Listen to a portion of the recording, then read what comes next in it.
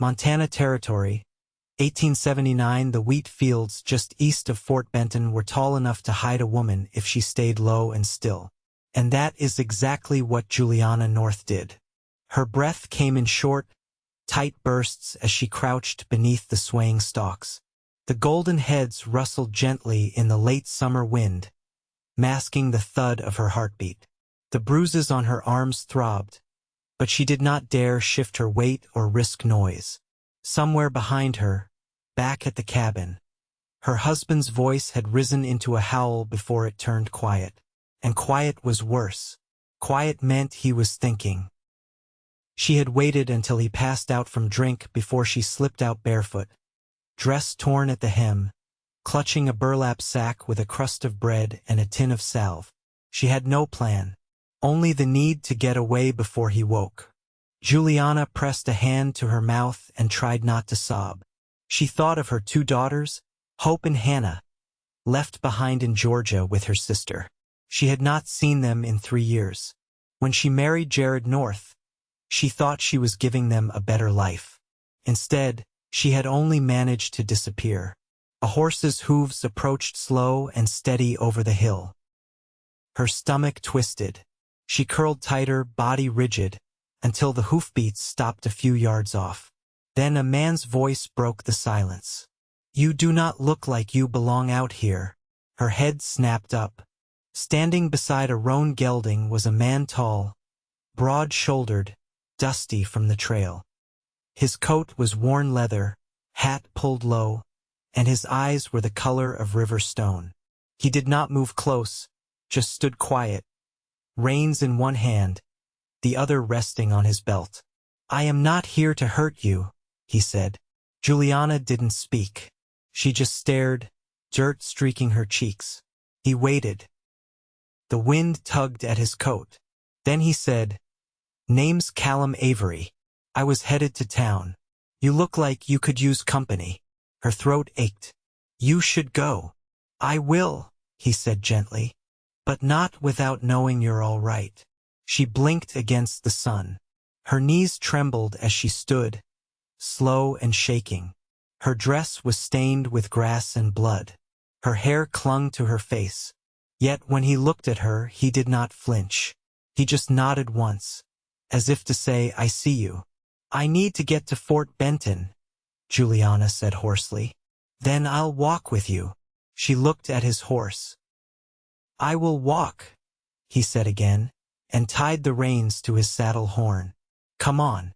That field is not much for shelter." She hesitated, then took a step, and another. They walked without speaking for a long while. The sun climbed higher. The road to town stretched dusty and long, but she felt safer with each mile. He kept his pace even with hers. Never looked at her too long. Just let her breathe. "You got family in town?" he asked after a while. "No, friends." She shook her head. He let the silence return. Then, "You got a place to stay?" "No," she said, voice breaking just a little. He nodded. "I rent a small place above the feed store. It ain't much, but the landlady is kind. She'll help you find work." Juliana stopped walking. "Why are you helping me?" Callum turned to her. "Because you looked like you needed someone to." She stared at him. He added, "My mother was like you once. Someone helped her. I am just passing it on." She looked down at her hands. Dirt under her fingernails. Bruises blooming like ink across her arms. Then she whispered, "Thank you." They reached the edge of town by late afternoon. People bustled along the wooden sidewalks, women carrying baskets, men hauling crates. Callum kept her close but did not touch her. He nodded at a few folks who greeted him, but no one paid too much mind to the ragged woman beside him. He led her to a narrow staircase behind the feed store. Upstairs was a small room with a cot, a wash basin, and a window overlooking the river. It was clean, warm, safe.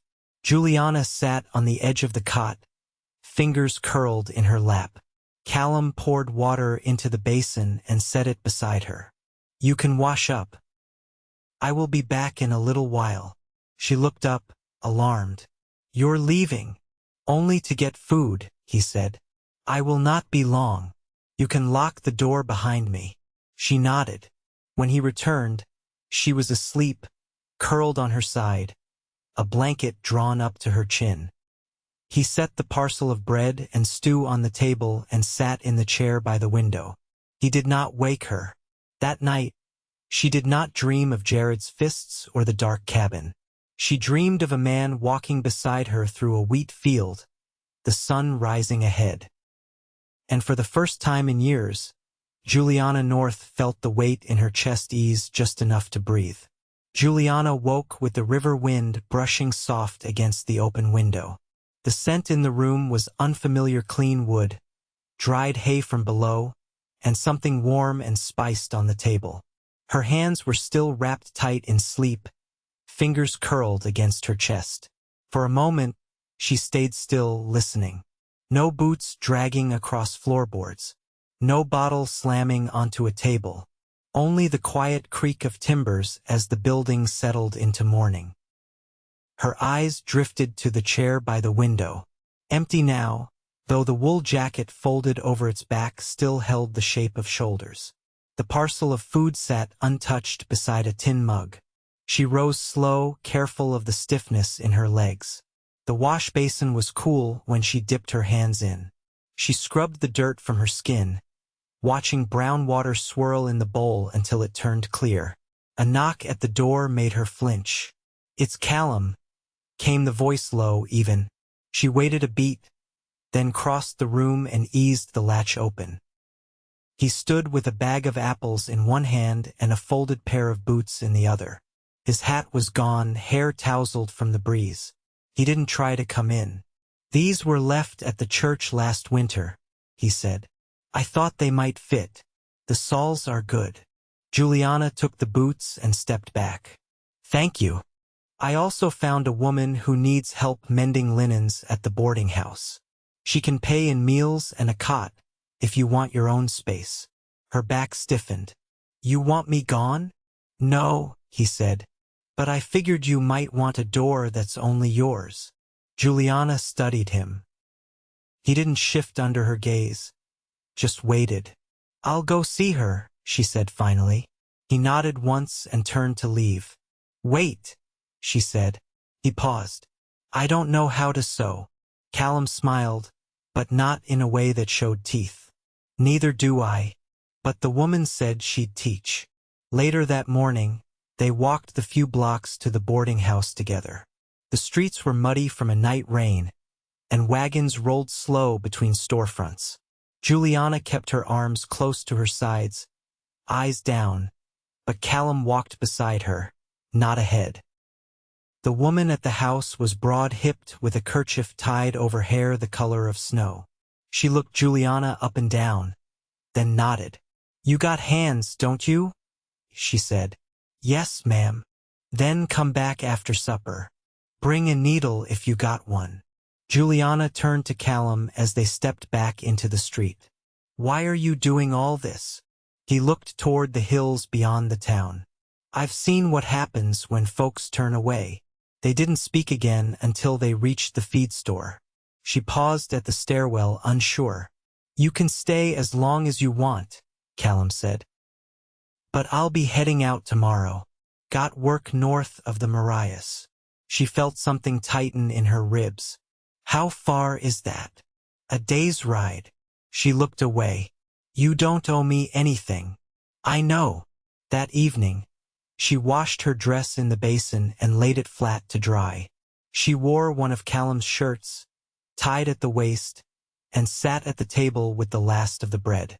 Outside, the sky burned orange, then cooled into a bruised blue. He returned just after sundown with a sack of oats for the livery. When he stepped into the room, he looked at her only once, then set the sack down and leaned against the wall. "You eat." She nodded. "I'll sleep in the stable tonight. You keep the room." Juliana stood. "I'm not afraid of you. I know that too." She crossed the room before she could think better of it. "You don't have to go." Callum looked down at her hands, then back up. I'd rather give you the choice. She hesitated, then stepped aside. It's warm in here. He closed the door behind him. They didn't touch. He took the floor beside the window, using his coat as a pillow, and she lay back down on the cot. The silence between them was full, not empty. Before sleep took her, Juliana said, "Where will you go after the Mariahs?" Callum's voice came through the dark. "Haven't decided." She turned her face to the wall. "Tell me when you do." He didn't answer, but she could hear him breathing. The wind shifted outside. Somewhere in the distance, a dog barked once and quieted. The night held steady, and for the first time in longer than she could name, Juliana did not dream of running. The boarding house smelled of boiled starch and wood ash. Juliana stood beside the wide table where linens were folded into careful stacks, her fingers clumsy with the needle.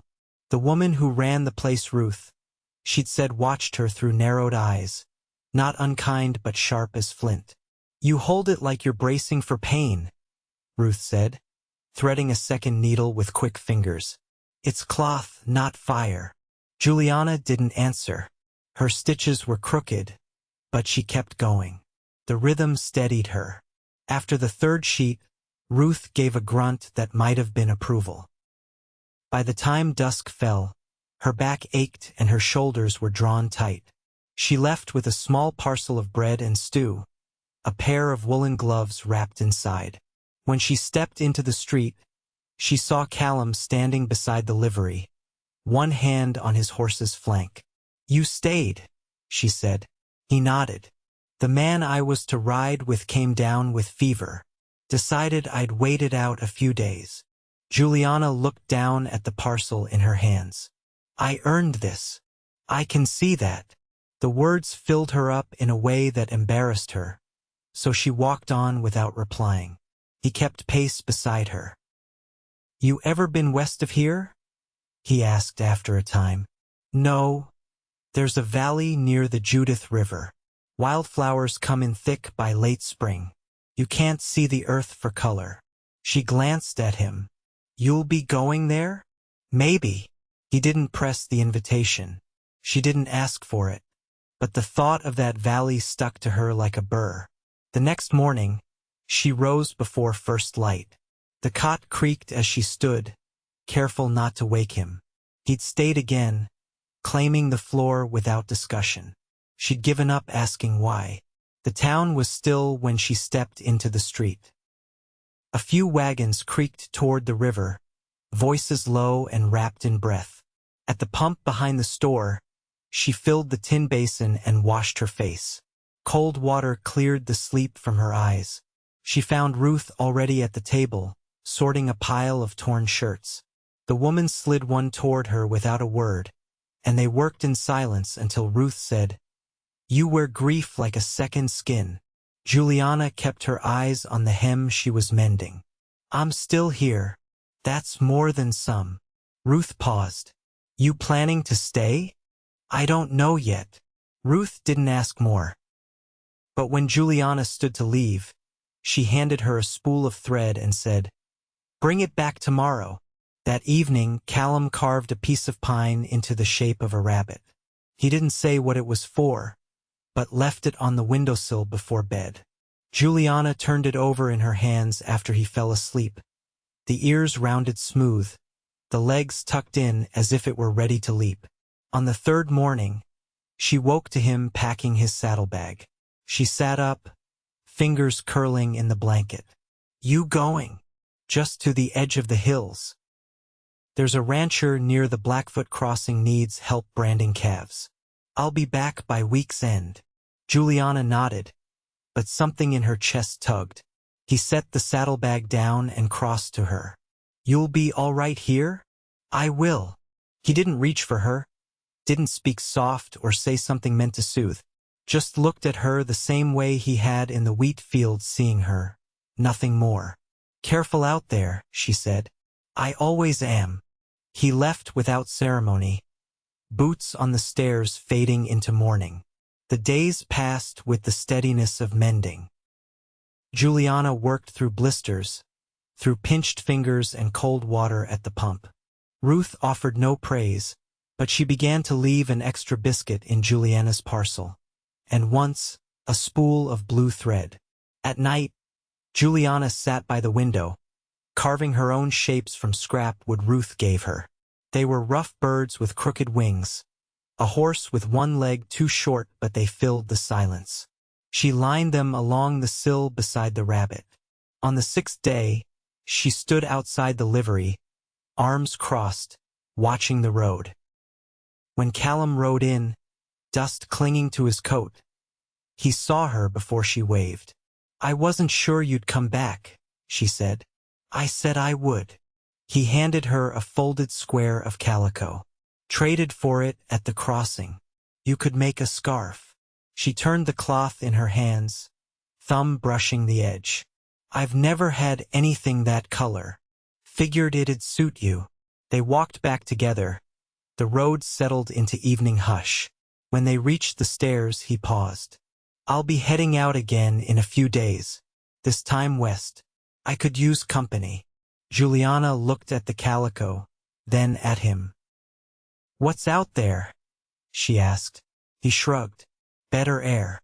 Fewer ghosts." She didn't answer right away, but her hand brushed his as they reached the door. A small touch, quick and sure. "I'll think on it." That night, she left the window open. The rabbit sat between the birds and the horse, all facing west. The wind carried the scent of thawing earth as the last of March softened the streets. Snowmelt ran in narrow rivulets along the wooden boardwalks, and the fields beyond town wore the color of old bronze, half dead, half waiting. Juliana stood at the back of the boarding house, sleeves rolled to her elbows, scrub brush in hand. She'd been given the task of cleaning the kitchen floor, and the work settled something in her. The ache in her shoulders was honest. She earned it with each movement. Ruth leaned against the doorframe, arms folded. "You've kept on longer than most." "I don't tire easy," Juliana said, not looking up. "That much is plain." Ruth pushed away from the frame. "The woman you were when you walked in wouldn't have touched a bucket." Juliana wrung out the rag. She didn't know where to start. "Now you do." "I think so." Ruth didn't say more. She stepped back inside, the door swinging behind her with a soft clatter. That evening, Juliana returned to the room above the feed store and found Callum laying out a map across the table. His coat hung from the nail by the door, damp with trail dust. "You're back early," she said, setting down a wrapped wedge of cheese Ruth had handed her. "Snow made the river overrun," he said. "Cattle scattered. Jobs done sooner than planned." She moved to the table, her eyes scanning the creased paper. "You looking for something?" "Just wondering if we went west, how far we'd get before spring caught up." Juliana rested her hand on the edge of the table. "You mean us?" Callum met her gaze. "I do." She glanced at the map again, then at the window. "I've never crossed the Missouri. You'd like it. The sky opens up wider out there."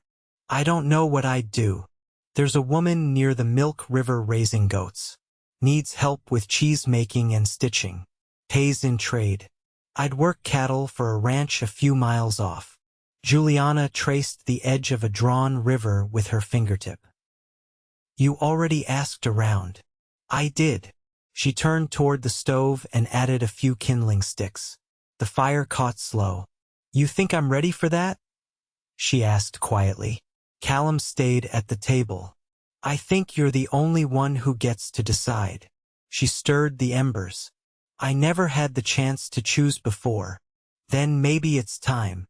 Later, when the fire burned low and the room filled with the hush of evening, she sat across from him at the table. The small wooden animals she'd carved were lined in a row along the sill, their shapes worn smoother from her hands. "I'm not afraid of work," she said, voice steady. "I know, and I'm not afraid of the road." "Good," he said. Because it ain't short. She nodded once. I'll come. Callum didn't smile, but something eased in his posture, like a man who'd been holding breath without knowing it. They left 2 days later. Ruth handed Juliana a bundle of cloth and a jar of lard. Don't come back the same. I won't. The old woman's eyes lingered on her. That's what makes the leaving worth it. Callum loaded the last of the supplies onto his gelding, then helped Juliana mount the smaller mare Mr. Talbot from the livery had let them take in trade. She sat straight in the saddle, skirts tied up at the knee, a scarf tucked beneath her collar. No one watched them go. The town kept on as it always had. The fields beyond the edge of Fort Benton were soft with new green, and the river shimmered silver in the distance. They rode side by side, the road ahead wide and open. They didn't speak much that first day, but when the sun dipped past the low ridgeline and they stopped to make camp, Callum gathered stones for a fire while Juliana unpacked the blankets. She moved with ease, her hands sure, her eyes on the sky. You ever think about going back east? She asked, handing him a flint. No, not even once? He struck the stone. There's nothing for me there. She sat beside him, knees drawn up. There's nothing behind me either. Then we're riding the right direction. That night the stars came out in full. No roof above them, just the hush of prairie and the sound of horses shifting their weight nearby. Juliana lay beneath the blanket, eyes wide open to the sky. Callum's voice came through the dark. You warm enough? I am, she said. He didn't reach for her, didn't cross the space between them. But she said, You don't have to stay over there. He turned his head toward her. You sure? I am, she said again. He rose and lay beside her, careful, the blanket stretched between them. She didn't move closer, not yet, but her hand found his in the dark. It stayed there through the night, wrapped loose, like something growing quiet and certain between them. By mid-April, the frost had left the gullies, and the grass along the Judith Basin rolled soft beneath the horses' hooves. A week out from Fort Benton, they'd crossed the river at Shallow Ford, their boots soaked and their hands steady. A stand of cottonwoods sat near the fork in the trail that led north, and Callum said the goat herder's cabin lay just a few miles from there. The woman's name was Letta, and she lived alone save for her dogs and the 40-odd goats that wandered the sloping pasture. She was short, sharp-tongued, and half-deaf in one ear, but she took one look at Juliana's steady hand and said, Long as you don't mind stinkin' noise, you'll do. Juliana didn't flinch at the smell. She'd lived through worse. Letta gave her a cot in the loft and showed her how to press the curds into muslin, how to stir the whey slow and even to keep it from splitting. Callum bunked in the hay shed behind the barn, working fence line and watching for coyotes. The days moved quiet and full, each one stitched to the next by small, certain tasks. One evening, after the goats had been penned and the kitchen swept clean, Juliana stood at the edge of the ridge behind Letta's cabin. The wind carried the scent of sage and distant smoke. Callum joined her with a tin cup of creek water and leaned against the fence rail. She didn't turn at first. I used to think I'd never feel safe in the open again, she said. His voice was low. And now, she looked up at the sky wide and rising. Now I don't want to go back inside. He didn't reply, but the space between them felt eased, like a rope that had been drawn tight for too long finally softening. I got a letter out east, she went on. Letta rides to the post every 2 weeks. Brought it back for me. Callum's eyes shifted toward her, but he didn't interrupt. My sister, she said the girls are well. Hannah's starting her letters, and Hope's been helping with the hens. He nodded once. She doesn't know yet that I'm coming. He set the tin cup down on the post. You want to go back? I want them with me. I don't want to send for them until I know I can give them something steady. She paused. I'm not running anymore. I want them to come to something that feels like home. Callum's voice was careful. You still mean to send for them? She turned to face him. I do, but not alone. He looked at her, and this time he didn't look away. The wind caught the edge of her shawl, but she didn't move to fix it. I've watched you, she said. Not just what you do, but how you carry things quiet. You don't push, but you don't leave. Callum's jaw worked once before he spoke. I didn't know what I was looking for when I left the Marias, but I think I know now. Juliana stepped closer, slow and sure. Say it plain. I love you, he said. She looked up at him, face open and steady. I love you too. He reached for her then, not hurried, not hesitant. Their hands found each other first, then her forehead against his chest. He held her there a long while, the light behind the hills softening into dusk. Letta married them that May, under the cottonwoods with the goats bleating in the distance and a pair of dogs chasing each other through the grass. Ruth had sent a shawl stitched from leftover thread ends, a patchwork of color that didn't match but felt just right. Callum wore a clean shirt and boots he'd polished with bare fat. Juliana wore the calico scarf. They built a small home south of Letta's land, near a spring that never ran dry. Callum fenced in a few acres for cattle, and Juliana took up the cheese-making herself after Letta moved into town with her niece. By early autumn, the house was finished, and the girls arrived. Hope was shy at first, not quite 12. Her hands clenched in the fabric of her dress. Hannah was younger and climbed into Callum's lap before he'd even sat down. Juliana watched her daughters move through the house like they'd always belonged. That winter, they kept the fire fed with pine and stacked quilts over the windows. Callum carved the girls a rocking horse and a cradle for their rag dolls. Juliana taught them how to press curds and where to set traps for rabbits. The girls took to the hills like deer, and when spring returned, their laughter moved through the valley like birdsong. Juliana never wrote back to her sister. She sent a parcel instead, a sketch hope made of their cabin, wrapped around a tin of cheese and a pressed flower from the ridge. No note, just the shape of a life well begun. Callum never left again. His boots stayed by the door, and his coat hung beside hers. He rose early, and when he came back in for supper, he kissed her cheek like it was the first time every time.